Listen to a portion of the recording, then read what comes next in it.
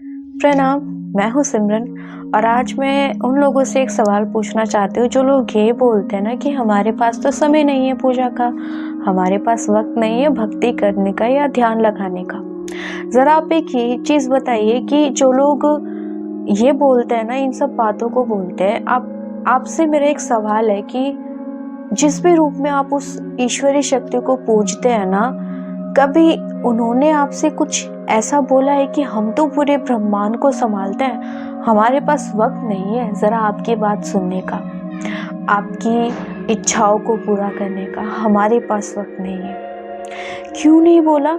क्योंकि उनके मन में इतना परम शुद्ध भाव भरा हुआ है ना हमारे लिए कि हम कल्पना भी नहीं कर सकते। हम जरा सा याद करते हैं ना, वो हमारे अंदर इतनी शक्ति भर देते कि हम उस सिचुएशन से लड़ सके। उसे ही कहते हैं ईश्वरीय शक्ति, कि हमारे अंदर वो शक्ति आ जाती है कि हम उस सिचुएशन को संभाल सके, उस सिचुएशन का सामना कर सके। पर फिर क्यों हम उनके लिए इतना परम शुद्ध भाव नहीं रख पाते? क्यों? उन्हें हमसे क्या चाहिए? एक भाव भी तो चाहिए होता है, एक प्रेम भाव भी तो चाहिए होता है, वो भी हम उनको नहीं दे पाते। और फिर हम उनसे इच्छाएं करते हैं, हम ये सोचते हैं कि महादेव ने या जिस भी रूप में आप उनको मानते हैं, उन्होंने तो हमने तो उनसे ये मांगा था, उन्होंने पर हमको ये दिया नहीं। क्यों? आप उनके लिए समय निकाल पा रहे हो उतना जितना वो आपके लिए निकाल पा रहे हैं? नहीं निकाल पा रहे हैं तो आपका बनता भी नहीं है ऐसे शिकायत करना। आप पता है भक्ति किसे बोलते हैं? भक्ति उसे बोलते हैं कि पूरे आत्मसमर्पण कर दिया जाए उस ईश्वरीय शक्ति के सामने, जिस भी रूप में आप उनको पूजते हैं। इतना इतना प्योर भाव रखिए कि कुछ इच्छा ही न बचे।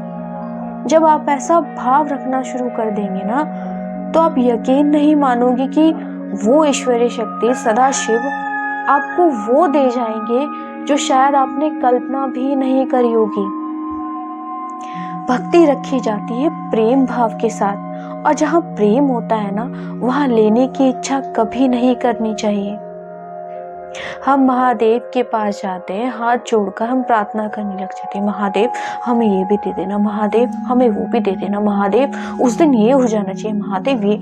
अरे महादेव से कभी पूछा है कि महादेव आप कैसे हैं, आपके क्या हाल चाल है? जानती हूँ कि वो परम शक्ति है, वो इतनी शक्तिशाली है कि वो पूरे ब्रह्मांड को संभालती हैं।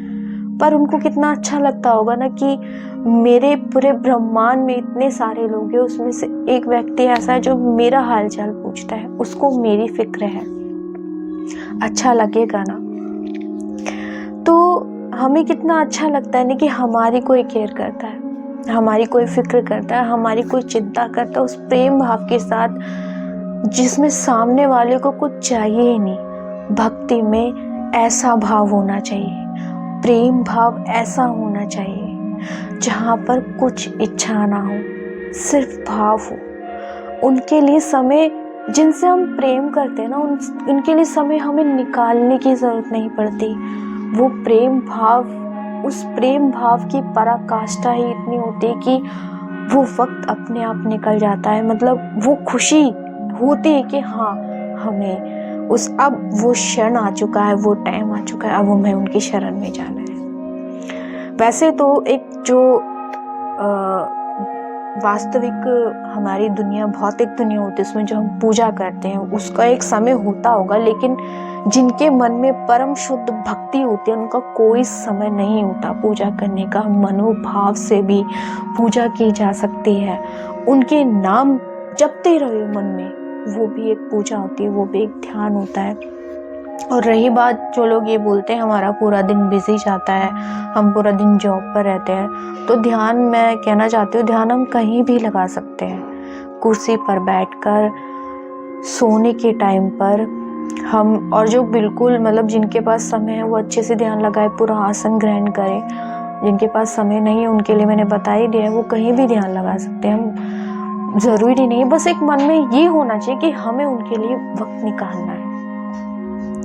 प्रेशर ना रखिए अपने मन पे कि हाँ हमें ये करना पड़ रहा है, एक प्रसन्नता होनी चाहिए। भक्ति जब हम लीन होते हैं ना, उनके चेहरे पे अलग खिलावट होती है कि हाँ, अब भाई वो समय आ गया है कि अब हमें इनकी शरण में जाना है। वो भाव आना चाहिए।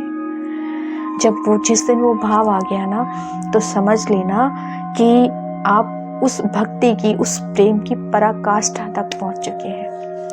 अगर मेरी आपको वीडियो अच्छी लगी हो तो लाइक करना, सब्सक्राइब करना और शेयर करना, और ऑल बेल आइकन पे टैप ज़रूर करना ताकि मेरे आने वाली वीडियो की नोटिफिकेशन आप तक पहुंच सके।